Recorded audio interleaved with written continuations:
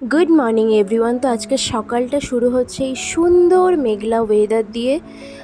কদিন ধরে খুব বৃষ্টি হচ্ছে, তো আজকেও সকাল থেকে আকাশটা খুব মেঘলা মেঘলাই ছিল। আমার আজকে সারাদিন বাড়িতেই, ভাবলাম একটু ম্যাঙ্গো স্মুদি বানাই, তাই জন্য এই ম্যাঙ্গো পাল্পগুলো কেটে রেখে দিয়েছিল আমার মা। তারপর মিক্সির মধ্যে ম্যাঙ্গো পাল্পগুলোকে দিয়ে দিলাম, তারপর একটু দই অ্যাড করলাম। তোমরা চাইলে এটা স্কিপ করতেও পারো, আর একটু দুধও অ্যাড করলাম। আমার দুটোটি একসাথে টেস্ট ভালো লাগে। আমি কিন্তু কোনো রকম চিনি মধু কোনো কিছু ইউজ করি না, যেহেতু ম্যাঙ্গো নিজেই খুবই মিষ্টি হয়, তাই অন্য কিছু দরকার হয় না। একটু জল অ্যাড করলাম আর ব্যাস, এই যে সুন্দর থকথকে স্মুদি রেডি। এই গরমে বেশ ভালোই লাগে। রান্নাঘরে একটু ঘুরতে গিয়েছিলাম, দেখি আজকে বিরিয়ানি হবে, বিরিয়ানি। তারপর দেখি এই যে মাটনটাকে ভালো করে ম্যারিনেট করে রাখা আছে, আর আলুটাকেও সুন্দর ভেজে রাখা হয়েছে, আর এই যে পেঁয়াজটাকে ভাজা হচ্ছে গোল্ডেন ব্রাউন হওয়া পর্যন্ত।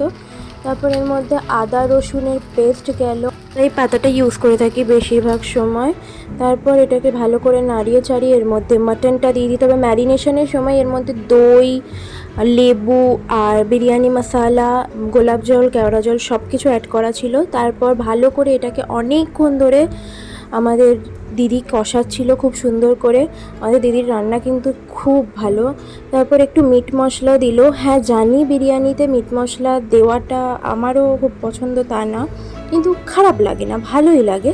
তারপর একটু বিরিয়ানি মশলা গেল, এবং তারপর এটাকে ভালো করে কষাতে হবে।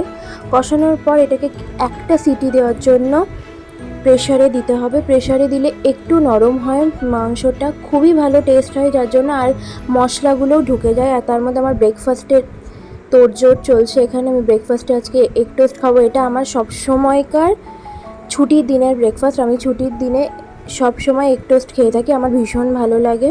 তো এই যে নিয়ে বসে পড়েছে আমার ব্রেকফাস্ট, আর এদিকে এখানে ঘি দিচ্ছে ভাতের মধ্যে। ইউজুয়ালি আমরা লেয়ারিংয়ের সময় ঘি দিই, কিন্তু আজকে এটাকে আগে থেকেই দেওয়া হয়েছে। এরপর লেয়ারিং চলছে, আর ফাইনাল লুকটা এতটাই সুন্দর হয়েছিল। আর সত্যি কথা বলতে এত ভালো দেখতে হয়েছিল না, আমার দেখেই লোভ লাগছিল, মনে হচ্ছিলো তখনই খেয়ে ফেলি। তো এই যে লাঞ্চ নিয়ে বসে পড়েছি আমার বিরিয়ানি নিয়ে। বিরিয়ানিটা অসম্ভব দেখতে সুন্দর হয়েছিল। Let's dig into it. তারপরে যে আমি রাইসগুলো, দেখো রাইসগুলো এত কাচকে ঝরঝরে হয়েছিল। অন্যবার অনেক সময় গলে যায় রাইসগুলো জানো, কিন্তু এইবার না রাইসটা বেশ ঝরঝরে হয়েছিল। আমি একটু আলু দিয়ে খাচ্ছিলাম, আলুটাও একদম ভালো বয়েল হয়েছিল। সব মিলিয়ে এক কথায় বিরিয়ানিটা অসাধারণ, অসাধারণ খেতে হয়েছিল। আর মাংসটা দেখো, আমি বলেছিলাম না প্রেশারে দিলে খুব সুন্দর মাংসটা বয়েল হয়, একদমই মানে ছাড়িয়ে আসছে হাড় থেকে মাংসটা, এতটাই নরম হয়েছিল। আমার পার্সোনালি এই মাংসের ভেতরে মশলা না ঢুকলে একদমই ভালো লাগে না। তো খাওয়া দাওয়া শেষ করে একটা জব্বর লাঞ্চ করে আমি ঘুমানোর আগে একটু হাঁটি, চারিদিকটা হেঁটে হেঁটে একটু দেখি, ভালো লাগে। আর খাওয়ার পর হাঁটা আমার মনে হয় খুব ভালো, কারণ খেয়েই আমাদের বাঙালিদের মতো এই পাওয়ার ন্যাপ নেওয়াটা মোটেই উচিত না। একটু হাঁটাহাঁটির পর তারপর ঘুমানো। আর এই দেখো পুরো মেঘ করে ভরে এসেছে, এত মেঘ করেছে, পুরো আকাশটা অন্ধকার। এখানে পুরো আকাশটাকে অন্ধকার লাগছিল। তো আমি আর বেশিক্ষণ বাইরে হাঁটবো না। ওই দেখো আমাদের কাঁঠাল গাছটা বৃষ্টির জন্য অনেকগুলো কাঁঠালে যেন পোকা লেগে গেছে, পোকা লেগে সেগুলো পড়ে গেছে। তাহলে এবার চলো বাড়ির দিকে ফেরা যাক। আর এই যে একটা সুন্দর ঘুমিয়ে নেওয়ার পর দেখি বিকেলবেলা এখনও অন্ধকার করে আছে, মনে হচ্ছে একবার বৃষ্টি হয়েছিল। বাইরে গিয়ে চলো দেখি একবার বৃষ্টি হয়েছিল কিনা। হ্যাঁ ঠিক ধরেছি, প্রচুর বৃষ্টি হয়েছিল। তারপর দেখি মা আম কেটে একেবারে ফ্রিজে রেখে দিয়েছিল, একদম ঠান্ডা ঠান্ডা আম।